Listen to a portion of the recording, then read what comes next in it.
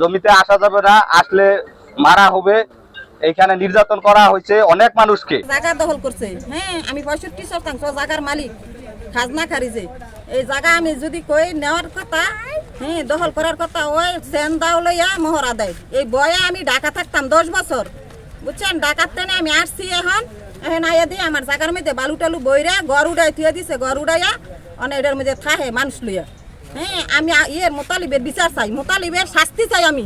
জমি আমাদের জমি না কিনা জোরপূর্বক বালু ভরাট করছে মুতালিব আরো ভূমিদস্যু তার সাথে নিয়ে তারা। এখন আমাদের পৈতৃক সম্পত্তি, আমাদের কাগজপত্র সলিড আছে, তারা বুয়া দলিল করে বালু ভরিয়া জায়গা দখল করছে। এখন আমাদের প্রশাসনের কাছে আমাদের একটা অনুরোধ, আমাদের জমি আমরা ফেরত চাই। বালু ভরাট প্রায় 1-1.5 বছর হয়ে গেছে গাছ, তারা এই বালু ভরাট শুরু করছে। এর মধ্যে আমরা কয়েকবার করছি, আন্দোলন সংগ্রাম করতেছি, আমাদের কথা প্রশাসন তেমন কাজ গুরুত্ব দিতেছে না। তারা রাম দাস সেনি মেনি এগুলো মহড়া দেয় এলাকার মাঝে, মহড়া দিয়ে এরপর আমাকে দুর্বল করছে, যাতে আমরা কথাবার্তা না কইতে পারি, আমরা ধরে করতে পারিনি। জাহাঙ্গীর মাস্টারের নেতৃত্ব দিয়ে তারা এই কাজ করছে।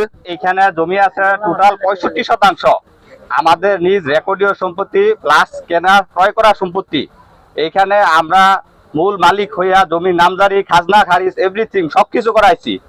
ও মোতালিব এখানে নাগদা গ্রামে, নাগদা হাটাবো গ্রামের ইসলামউদ্দিনের ছেলে, ও জমি ক্রয় না করে জোর জবরদস্তি করে বালু ভরাট করছে। এখানে আমাদের জমি কোন রূপে দখল দেয় না, দখল দিতে চায় না, আরো উল্টা ভয়ভীতি দেখায়, জমিতে আসা যাবে না, আসলে মারা হবে। এখানে নির্যাতন করা হয়েছে অনেক মানুষকে, অনেক মানুষ হয়রানিরও শিকার হয়েছে, তাদের হামলারও শিকার হয়েছে। তার আমরা দৃষ্টান্তমূলক শাস্তি চাই, আমাদের জমি আমরা ফেরত চাই। আমরা রেকর্ডীয় মালিক প্লাস খারিজ খাজনা সূত্রেও মালিক। আমার জমি আমাদেরকে বুঝাই দেওয়ার জন্য এই কৃষি জমির মধ্যে ও বালু ভরাট করছে, সবগুলো জমির মধ্যে বিনা অনুমতিতে।